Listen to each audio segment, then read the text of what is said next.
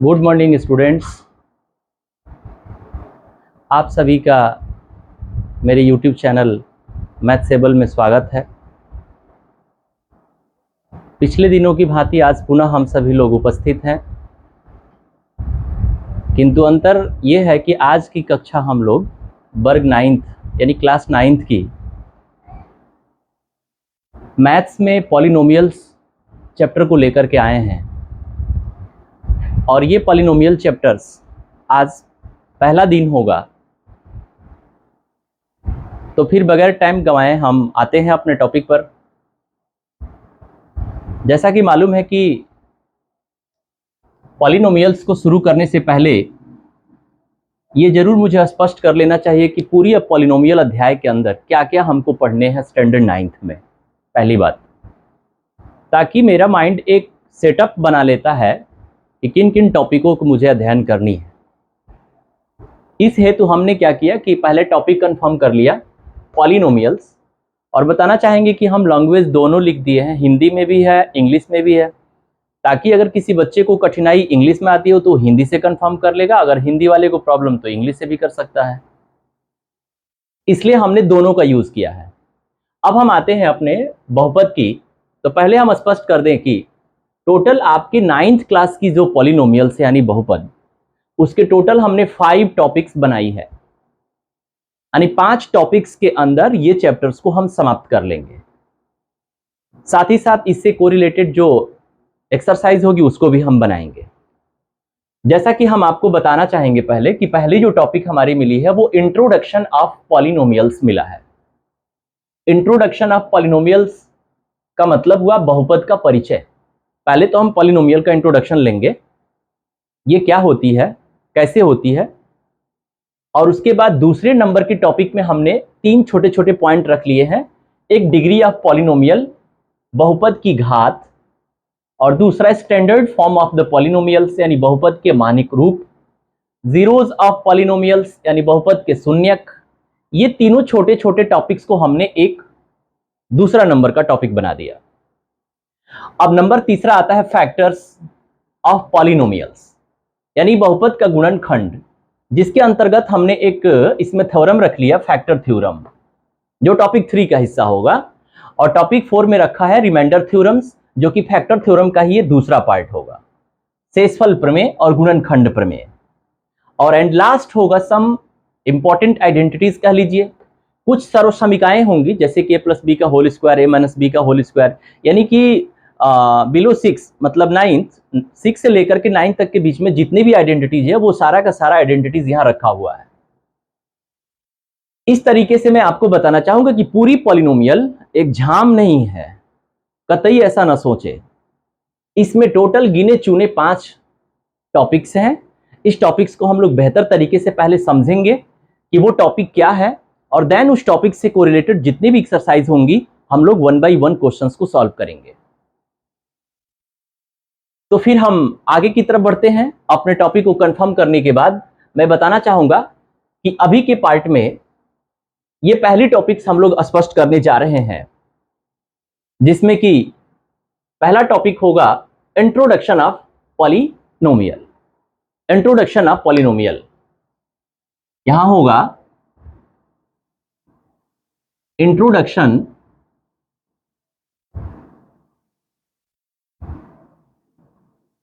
Of polynomials.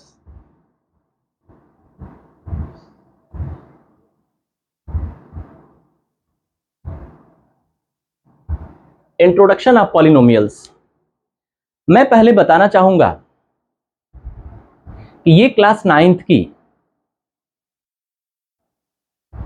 बच्चों की जीग zag जो अलजेब्रा पढ़ा करते थे पीछे की कक्षा में, पीछे की कक्षा कह लीजिए, यानी 6 से लेकर के 8 तक, कक्षा 6 से कक्षा 8 तक हमारे स्टूडेंट्स जो भी अलजेब्रा पढ़े हैं वो सारे अलजेब्रा का लगभग यहां पर एक तरह से रिवीजन होगा, नंबर 1, और नंबर 2 की कुछ नई चीजें भी इसमें डाली गई हैं 9th के सिलेबस में। तो एक तरह से अगर देखें कि स्टैंडर्ड 9th में अलजेब्रा की एक तरह से प्रॉपर बिगिनिंग होती है। खैर जो नॉर्मल बिगिनिंग है वो तो शुरू हो चुकी है पहले की कक्षा में, बट एक प्रॉपर जो होता है प्रॉपरली उचित तरीके से बीजगणित यहां प्रारंभ 9th क्लास की होती है। इसलिए मैं इसके कॉन्सेप्ट को बताने से पहले मेरी ये कोशिश रही है इसके कॉन्सेप्ट में वो सारी चीज भी मैं जोड़ सकूं जो पीछे के दिनों में आपने पढ़ा है, बट कुछ चीजें उसमें की आज विस्मरित हो गई होंगी, आपको भूल चुके होंगे। तो पहली टॉपिक पॉलिनोमियल्स की इंट्रोडक्शन की आती है, बहुपद का परिचय। तो मैं बताऊं कि पूरी अलजेब्रा, अगर एक बिल्डिंग है, भवन है, तो वो पूरी की पूरी भवन दो पिलर पर टिका हुआ है। वो दो पिलर शायद आप जानते होंगे, वो नाम है वेरिएबल्स एंड कांस्टेंट, चर और हिंदी में एक को बोलते हैं अचर। ये चर और अचर जब addition, subtraction, multiplication and the division यानी योग, व्यवकलन, घटाव जिसको कहते हैं, एवं गुणन एवं भाग, ये चार जो ऑपरेशन ये हमारे मैथमेटिक्स का फंडामेंटल ऑपरेशंस बोले जाते हैं। गणित समृद्ध श्रृंखला के ये चार रूप होते हैं। पहला बोला मैंने योग, दूसरा व्यवकलन यानी घटाव, तीसरा गुणन मल्टीप्लिकेशन एंड चौथा लास्ट था डिवीजन जिसको भाग बोलते हैं। तो मैं बताना चाहूंगा कि जैसे ही बच्चा अलजेब्रा में प्रवेश करता है तो उसको गेट पर पहले ही दो लोग मिल जाते हैं। वो दो लोगों से उनका परिचय होता है। जो दो लोग हैं उनका नाम है, एक का वेरिएबल्स और एक का कांस्टेंट, इट मींस चर एंड अचर। ये दोनों लोग अपना परिचय देते हैं। क्या परिचय दिए? तो सर वेरिएबल्स एक ऐसा मेंबर होता है जिसका मान सदैव बदलता रहता है, जिसको चर बोलते हैं। बट कांस्टेंट अचर होता है जिसका मान कभी भी बदलता नहीं है। अब ये दोनों चर और अचर जब दोनों addition, subtraction, multiplication and division से कंबाइंड होकर के जब एक फिनोमेना तैयार करता है, जब एक गणितीय कोई कारक तैयार करता है, कब? जब चर और अचर मिल करके किसके साथ? तो sir plus minus multiply and divide से मिल करके जब कोई कारक तैयार करता है तो उसी का नाम दिया गया था अलजेब्रिक एक्सप्रेशन, बीजीय व्यंजक जिसको हिंदी में बोलते हैं। ओ, इसका मतलब अलजेब्रा में प्रवेश करने के बाद पहले गेट पर मुलाकात किससे हुई? चर एंड अचर से हुई। वो दोनों लोग के इंट्रोडक्शन होने के बाद जब वो दोनों लोगों ने आपको कहां पहुंचा दिया? अलजेब्रिक एक्सप्रेशन पे पहुंचाया, बीजीय व्यंजक। अब प्रश्न बनता है कि वो बीजीय व्यंजक क्या होता है? तो बस वही होता है जो वो दो लोग मिले थे उनको ज्वाइंट करने के बाद प्राप्त हुआ। इसका मतलब कि अलजेब्रिक एक्सप्रेशन चर और अचर को जब धन, ऋण, गुणा और भाग से कनेक्ट करते हैं तो वहां से जो भी फिनोमेना गेट होता है उसको कहते हैं अलजेब्रिक एक्सप्रेशन, बीजीय व्यंजक। अब जब बीजीय व्यंजक का जब इंट्रोडक्शन हो गई तो बीजीय व्यंजक कहां चले गए? पॉलिनोमियल के पास लेकर के आपको। अब आया पॉलिनोमियल्स, जो हमारा चैप्टर है, जिस अध्याय का नाम है बहुपद। यानी बहुपद के पीछे हमने 2 कदम पीछे चला गया था, अब हम बहुपद पर आ गए। मेन बात हमारी टॉपिक बहुपद पर है। बहुपद क्या होता है? बहुपद कैसा होता है? बहुपद की पहचान कैसे करते हैं? क्योंकि हमारी बुक का पहला जो एक्सरसाइज होगा वो बहुपद पर ही, ओनली बहुपद, केवल बहुपद पर ही बेस्ड होगा, आधारित होगा। अब प्रश्न बनती है कि क्या सभी के सभी अलजेब्रिक एक्सप्रेशन बहुपद होता है? पहले मैं एक बात बताना चाहूंगा आपको कि कुछ वेरिएबल्स की एग्जांपल्स मैं आपको दे दूं यहां पर, जैसे कि x, y, z या डैश डैश डैश कर दीजिए। इस तरह के तमाम ऐसे आप वेरिएबल्स नोट कर सकते हैं। कांस्टेंट में सारे नंबर्स आ जाती हैं। अगर इसका एग्जांपल्स मैं नोट करूं तो 1, 2, 3 सो ऑन, तमाम ऐसे कांस्टेंट नंबर मिलती हैं जिसको आप अचर बोलते हैं। उसके बाद अलजेब्रिक एक्सप्रेशन पर जब मैं आ जाऊं तो इसका अगर एक एग्जांपल मैं आपको दूं तो एग्जांपल में बोल सकते हैं px is equal to x square plus 2x plus 3। ये एक अलजेब्रिक एक्सप्रेशन है। ये कोई जरूरी नहीं है कि जो मैंने लिखा वही एक सिर्फ अलजेब्रिक एक्सप्रेशन है। इस तरह के तमाम आप अलजेब्रिक एक्सप्रेशन अपने अलजेब्रा की बुक में देख सकते हैं। लेकिन प्रश्न ये नहीं है, प्रश्न ये है कि क्या सभी के सभी अलजेब्रिक एक्सप्रेशन बहुपद होता है, बहुपद कहलाता है? जी नहीं। सभी अलजेब्रिक एक्सप्रेशन यानी सभी बीजीय व्यंजक के परिवार में सिर्फ वही मेंबर बहुपद कहलाने के योग्य होता है जिसके पास एक स्पेशल कैरेक्टर होता है, विशेष गुण होता है। अब वो जानने की बात आ गई कि वो विशेष गुण क्या है। तो मैं बताना चाहूंगा कि जिस अलजेब्रिक एक्सप्रेशन के अंदर, जिस अलजेब्रिक, ध्यान से सुनेंगे, जिस अलजेब्रिक एक्सप्रेशन के अंदर आए हुए चर राशि यानी वेरिएबल टर्म की डिग्री यानी चर राशि की घात अगर पूर्ण संख्या है, पूर्णांक संख्या, होल नंबर जिसको बोलते हैं, तो फिर वो बीजीय व्यंजक बहुपद कहलाएगा, अन्यथा वो बहुपद नहीं कहलाएगा। वो बीजीय व्यंजक कहलाएगा लेकिन बहुपद नहीं कहलाएगा। तो ये बात शायद स्पष्ट कर चुके होंगे। और ये गुड लक देखिए कि हमने जो बीजीय व्यंजक का जो हमने उदाहरण ली है वो बहुपद का ही लिया है। इसमें बहुपद का गुण दिखाई दे रहा है। वो कैसे सर? तो देखिए जरा, चर राशि क्या है आपकी, वेरिएबल टर्म x, उसके ऊपर डिग्री क्या लगी है? 2 पूर्ण संख्या है। आपको शायद पूर्णांक मालूम होगा, zero with all, whole number जिसको बोलते हैं इंग्लिश में, zero with all counting number, all natural number will known as the whole number. ओ, इसका मतलब कि इस पर निगेटिव डिग्री नहीं होनी चाहिए ना, क्योंकि ऋणात्मक जो संख्या होती है वो पूर्ण संख्या में नहीं आती है। कोई दशमलवांश संख्या होगी वो पूर्ण में नहीं आएगी। तो zero with all counting number will known as whole number. इसको अगर ज्यादा आपको कठिन लग रहा है तो इस तरह से कह सकते हैं कि पॉजिटिव नंबर हो और परफेक्ट नंबर हो, यानी धन पूर्ण संख्या हो। अपने अपने भाषा में इसको आप बोल सकते हैं। यानी फिर से एक बार मैं दोहराना चाहूंगा कि वो बीजीय व्यंजक जिसमें आए हुए चर राशि की घात पॉजिटिव हो और क्या हो, परफेक्ट नंबर हो, यानी कि धनात्मक हो और पूर्ण संख्या हो, तब वो बीजीय व्यंजक बहुपद कहलाता है, अन्यथा वो बहुपद नहीं कहलाता है। आइए जरा हम आपको एग्जांपल्स दिखाते हैं कि क्या ये बहुपद होगा क्या।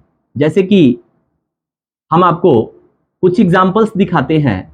सपोज tx, x के पावर -2 प्लस 3x प्लस 4, क्या ये बहुपद है? नहीं है। क्यों नहीं है? इसको आप क्रॉस कर दीजिए, ये बहुपद नहीं है, गलत हो गया।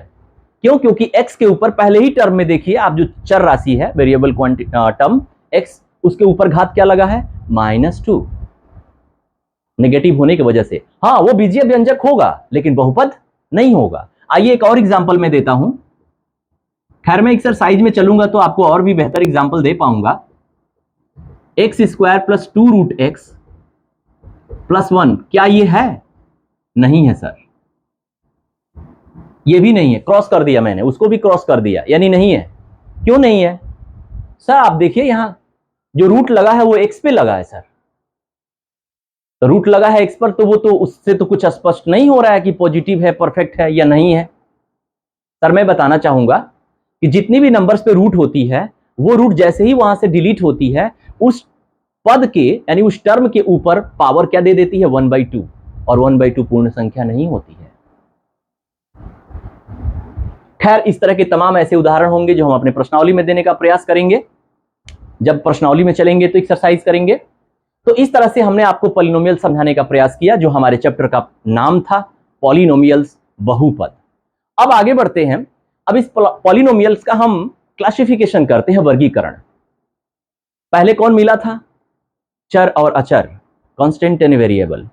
उसके बाद क्या हुआ? तो सर जब दोनों को हमने plus minus multiply and division के साथ जब कनेक्ट किया तो वहां से मुझे क्या मिला? अलजेब्रिक एक्सप्रेशन, बीजीय व्यंजक। जैसे बीजीय व्यंजक के आगे बढ़े तो वो सारे बीजीय व्यंजक में से एक स्पेशल कैरेक्टर रखने वाला जो बीजीय व्यंजक था वो क्या नाम दिया गया? बहुपद, पॉलिनोमियल्स। अब हम आगे बढ़ते हैं वर्गीकरण करने के लिए, क्योंकि इस पॉलिनोमियल्स के बहुत सारे मेंबर्स भी होते हैं, फैमिली मेंबर्स। वो कौन कौन है? तो देखिए इनका क्लासिफिकेशन हमने दो तरीके से करी है।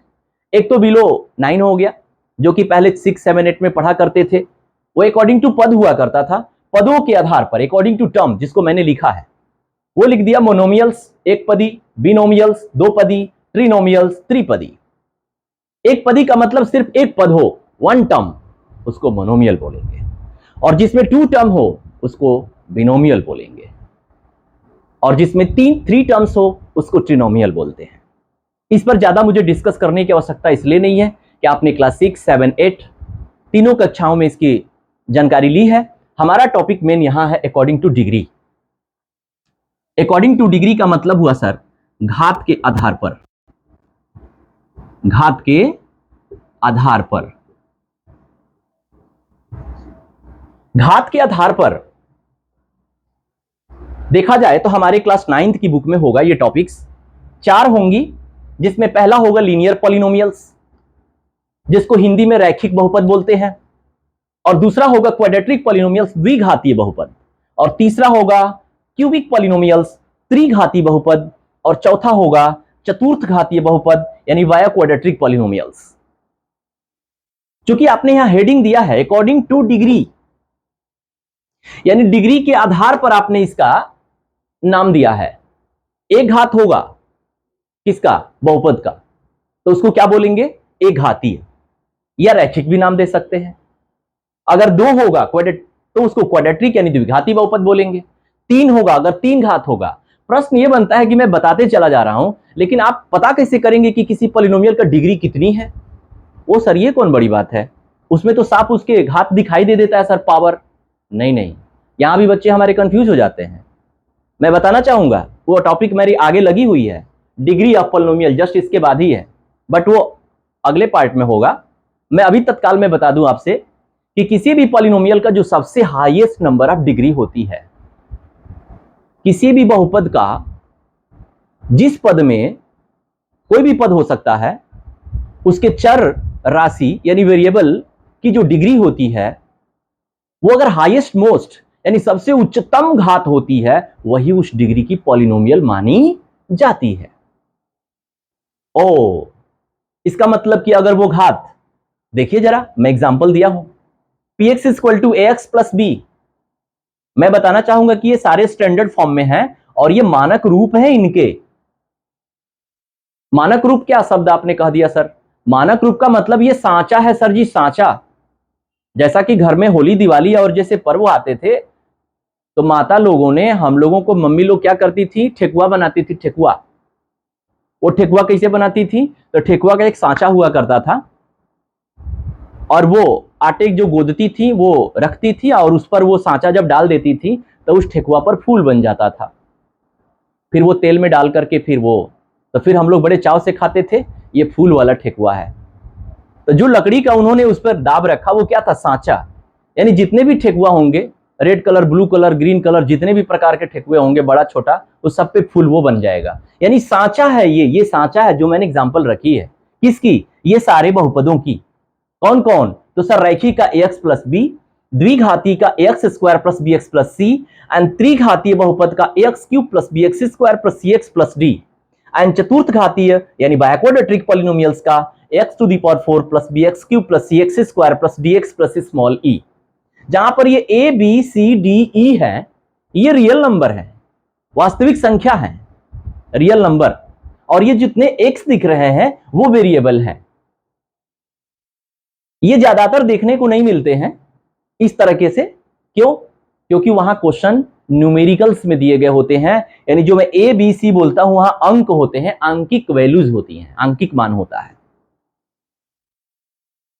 तो इस तरीके से हमने आपको सिर्फ, बहुत ज्यादा तो नहीं क्योंकि कहीं बोर ना हो, इसलिए मैंने एक बड़ी छोटी छोटी क्लिप बनाने का प्रयास किया है कि आप उसको रोचक ढंग से और रुचिपूर्ण होकर के, इंटरेस्ट बढ़ा करके आप इसको स्टडी कर सकें और बेहतर से बेहतर परफॉर्म कर सकें। तो आज की वीडियोस में बस इतना ही, फिर हम अगली वीडियोस में मिलेंगे आपको टॉपिक 2 लेकर के, degree of polynomial, standard form of polynomials and zeros of polynomials. तब तक के लिए धन्यवाद।